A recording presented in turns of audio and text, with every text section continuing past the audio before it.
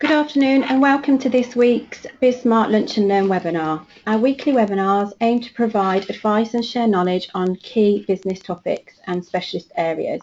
Joining me today is BizSmart founder Kevin Brent. In today's webinar, Kevin will discuss how to regain confidence in our business model and avoiding self-doubt. Before we start the webinar, can I ask you all to use the question mark function on your screen to post any questions that you may have for Kevin, and he will answer them all at the end of the session. Okay, thank you, Kevin, over to you. Great, thanks Caroline. So over the next 20 minutes or so, we'll go over some ways in which we can start to get a bit more confidence about our business model and make sure that the business model that we've got is as strong as it can be. As with the previous strategy webinars, these are principles that we will need to establish and apply over time. They're not a quick fix, so you're not probably going to, I'm afraid, go away from this and just suddenly be able to make one change that's going to make all the difference to your business. But if you start applying some of these principles, you can start them straight away and they will start to pay back the benefits over time. So all about gaining confidence, regaining confidence in your business model. And so you might be, every now and then you might be thinking, have I actually got the right business model? Perhaps you're running around a little bit worried that perhaps you're running like a busy fool. You're spending a lot of time maybe spinning wheels, running ever faster, but never quite feel as if you're catching up or getting on top of things. You might also be wondering whether actually you've got the right kind of customers, and quite often I think life would be a lot simpler if we didn't have customers at all, actually. But we might be wondering whether we've got the right kind of customer. Now it's a certain amount of self-doubt is absolutely normal in business, if not in other aspects of life too. None of us have got a crystal ball and get it right every time. In fact, I think most successful business people have had at least one failure behind them. So it's not a case of any guarantees out there. Businesses and the markets that we all operate in are constantly evolving, so you can't even absolutely rely on something that you knew worked before and repeating it, because the market might have changed. Having said that, if we approach things in a systematic way, we can increase our chances of success, and that's what I'm going to try and put over today a little bit in this webinar. And there are lots of things that we might worry about, generally around the offer itself, and also particularly in the early years of a business. If we're trying something new, we're much more likely to have these concerns. If we've been running a business for 20 years and it's working absolutely fine, then probably less so. But nevertheless, even for an older business, things change. So yeah, might worry about our pricing, obviously the overall offer itself. Have we got the right products or services? Who should I be selling to? Where best to find them? But also about things like about billing. When should I bill? Traditionally, we tend to bill after we've delivered something and give people standard 30-day terms or whatever. But is that the right way? How can I keep my customers happy, come back for more? But also, how can I scale up? Because sometimes it feels the faster we grow, the less cash that we end up with. It might be that the profit looks great on the monthly P&L or even in the year-end accounts, but actually the money in the bank seems to be dwindling. So how's that happening? So where do we start? Well, in a couple of the previous webinars, in particular the one in about gaining business direction and focus, we've looked at gaining control as well with that. We've looked at the core values and the core purpose. So these webinars kind of work together. So ideally, if you haven't listened to the archive of the others, it's probably worth going back and doing that after this and just trying to get that overall picture, because you can't really do these things in isolations. But if we've got our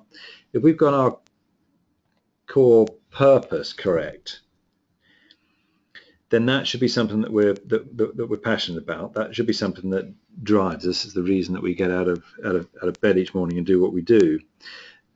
But then we need to start thinking a bit more. And I'm going to cover 4 concepts really in this webinar. And the first is about focus. It's about focusing on what we're really good at. So, and I'm going to postulate really that first step in having real confidence in our business model, that we're doing the right things, is to place what we're really good at the core of your business. Now that might sound obvious, but how many of us, when we think about it, started off there and then gradually increased what we do? We might be asked by a customer whether we do this extra little thing, whether we could just do that, and we end up adding all sorts of services or products, if we're in the manufacturing side, to that core, and not all of which we're necessarily really good at. We might be able to do them okay, but would we consider them to be our real core competence? And that can lead to something called the owner's trap, which we start off typically when we start off in business without anybody in the team with us. We do all the selling. What might then happen is that we're asked to do a few more things. The owner's got most of the industry knowledge, so the people, it's natural that customers are going to come to us. We want to please our customers, so when they say can we do when they request something else, we're probably going to say yes to it. But of course that's probably something maybe that only us, because of our industry knowledge and expertise, maybe that's something that only actually as the owner we can deliver. Maybe even if we have somebody in our team, maybe they're not capable of delivering it. And then of course that means that really if we're the one delivering it, we're the one that ends up with the customer relationship, and it comes right back around that loop again into, well, okay, well then we're back in the selling side. So whilst many of us start a business thinking that we're going to get more freedom out of running our own business, most of us end up in some form or other of this trap where we're not free at all. And it is a natural tendency to want to broaden our offer. We think, you look at bigger businesses perhaps, and we see the range of products and services they offer perhaps in our sector, and we think we've got to extend to compete. But actually, although it may seem a bit counterintuitive, that can really dilute what the business stands for. And with most of us, we need to be really strongly differentiated. We need to have something that people identify with us as standing for, that we do really, really well. So we're much better off, stand much more chance of success by doing a few things really well than by doing lots of things quite well. So ask yourself what that is.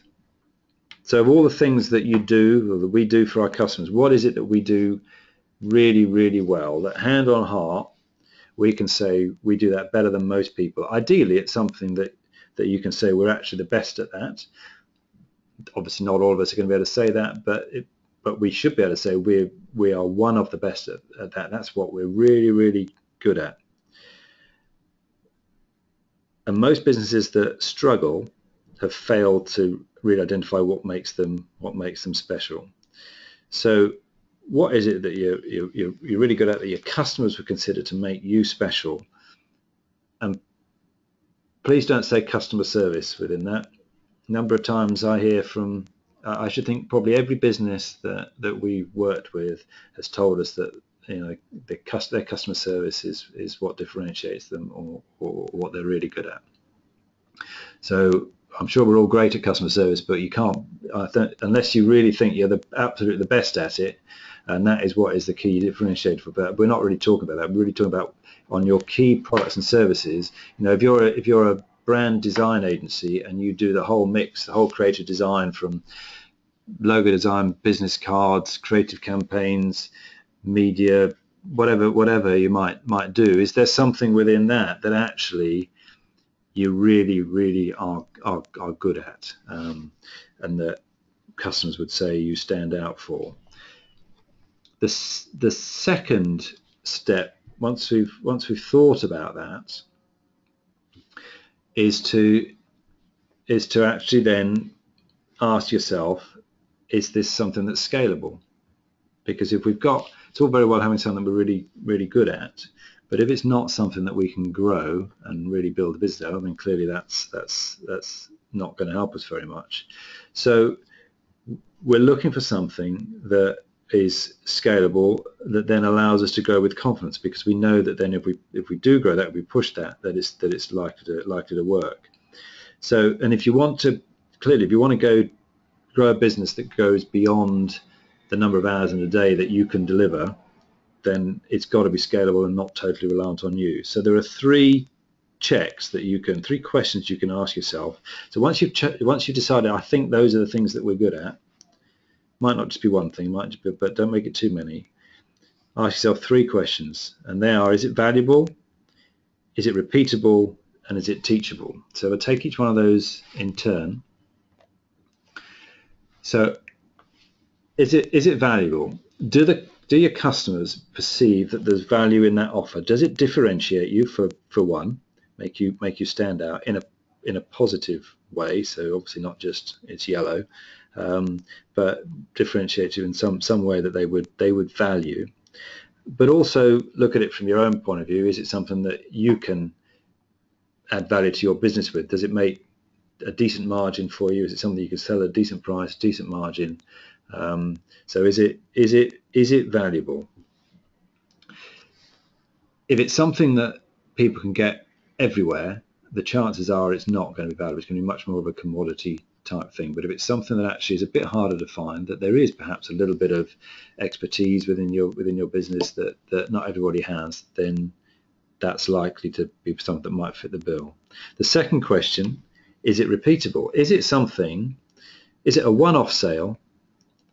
That's it. They're never going to come back for anything else for it again, or anything else linked to it from you? Or is it something that actually stands a chance of you repeating that sale to that business, whether it be very frequently, monthly, or whatever else, or whether it's 6 monthly or annually, or is it a leader into other products and services, so that actually it leads to something else? But that idea of being repeatable, so that if you're looking for this product we're going to focus on, or this service that we're going to focus on, and we know it's something we're really good at, we know it's something that's valuable, people will really pay for and rate, but will they come back for more, basically? And then the third one about this, and this is sometimes a clincher from a scalability point of view: is it something that you can teach to others?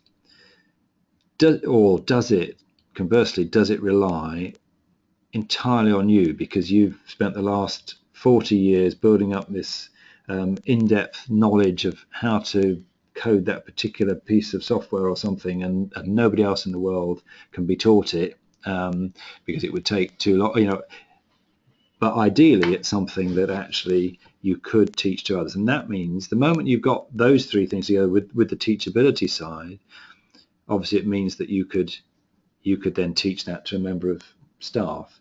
And that's another reason why focus is so important, because if I go back to the creative design example, agency design, if you're trying to do complete media campaigns and do everything, coordinate everything from start to finish, and you need to take on, you've got too much business for you as one person, and you take on one more person, what kind of person are you going to look for?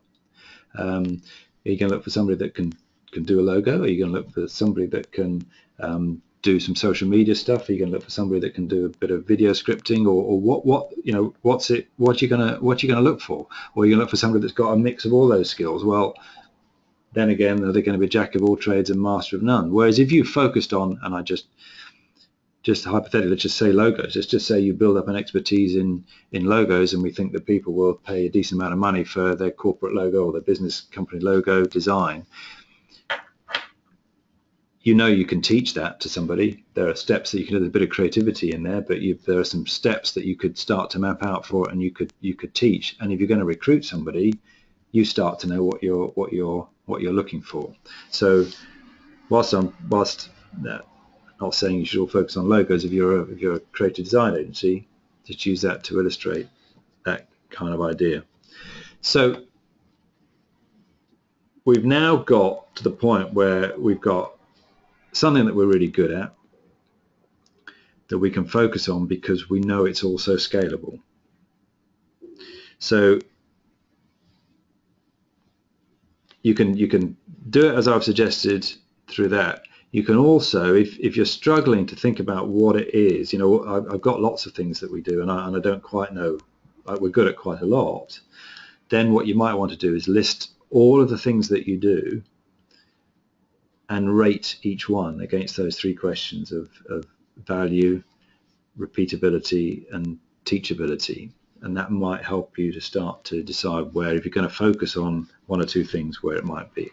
So we've got the focus, and then the next step is to then actually check that out a little bit. Now, I'm not talking about doing lots of market research, but if it's something you're already, it's almost by definition, the way I've talked through this, you're going to be focused on something you're already doing. It's going to be at least a part of what you're doing. So you will almost certainly have some good customers that have bought this service or product from you. Well, go back to them. Pick somebody that you've got a good relationship with and ask them if they've got time for a cup of coffee. Ask them for their help. You don't need to do loads of market research with lots of different companies and pay somebody else to do it. Just go and have some coffee. Ask somebody for half an hour of their time and just say, I'd really like your help. I really value you as a customer. Would you be prepared to help me? I've just got, can you spend half an hour? I'll buy the coffee. And this is something that some of our clients have used to. It's really, really simple. Clearly it's not rocket science, but what can come out of it can be absolutely really good stuff. And I give you 2 or 3 examples of where that happens if you want to talk to me later. But things when you start to talk to a customer and you ask them a question like this, you say, look, I'm looking at growing, and I'm thinking of focusing on customers a bit like you and the kind of product and service that you've had of, or this product and service. If you were in my shoes, how would you go about it? And if you ask a nice open question like that, then as long as you've got that relationship with them, you'd be amazed at how they might come back and help. So I had one client who was looking to get more into housing associations, didn't really know where to start, but they got 3 housing association clients. They arranged a meeting with one of the chief execs for that, who said, well, there's a directory of, there's actually an association of housing associations, and there's a directory. Here's a copy of it if you want, and it lists every single housing association, all of the stuff you'd want to be able to decide whether they were kind of housing associations you want, the kind of properties they looked after, the size, the number of properties that they had, all the sort of stuff that you'd want, details of the chief exec, just because they asked the question. So highly recommend you do that. It's well worth the half hour or so that it takes to do that.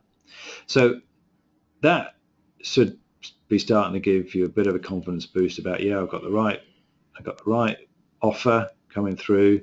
We got clients that, there's likely ways forward for getting more people. So the next one is about the payment terms. We want to try and avoid, call it the cash guzzle or whatever you want to call it, but typically, all too often, we assume that we can't invoice a customer until we've actually delivered the final product and service. And if we operate our business like that, the more that we grow, the faster that we grow, the more cash that it's going to need. So we want to try and get ourselves out of that cycle. So can I just, so think of ways that you can start to get the customer to be paying up front a little bit more. So it might be that you can do stage payments, and I'm sure a lot of you already do that. But start to think, if you can, about trying to lock people in on a repeat cycle. It might be that there's at least an annual type review that you should do with a customer, but maybe you can get that a bit more frequent. It might be that you can get a full-blown subscription type service out of it. So when you go back to that list of things that you do and you've rated them, have a think about whether any of those, if you were to put some of those maybe together a little bit, maybe, so you got your core thing that you do, but maybe you could build a subscription type service around that. So have you got something of value? Now it's obvious in some industries, you know, if you're an accountant, you've got to do those books every year, but even with accountants there'll be stuff that you can do in between. If you're an HR advisor, it's fairly commonplace to have a monthly retainer type subscription service, but in other sectors we don't consider it as much as perhaps we could. And when we've looked at it with businesses, pretty much every sector, every business could put together a subscription type model. And it's fairly obvious if you think about it as to why it's attractive to have repeat customers on an ongoing business or subscription model. It's not easy to do, so don't get me wrong. I'm not saying that you can just suddenly move across to that, but it's absolutely worth thinking about. You know, whether perhaps you've got ongoing support and maintenance that you could do. Whether there's if it is a product, is there consumables effectively that you can do that. That's clearly fairly obvious. But if you're, you know, could you do a VIP club? Could you do something exclusive for some of your clients that actually people would pay for, and move people up that sort of type way? Maybe there's a peace of mind type thing, you know, in case something goes wrong or whatever it might be. There's lots of different ways of looking at it, and I think this will probably be the topic of another webinar at some point, and certainly I'm happy to talk to people outside of the webinar about other ways of doing that. But it is absolutely worth having a think about before you rule it out as being something that won't apply to your business or to your industry. So, having gone through all of that, we now have a focus.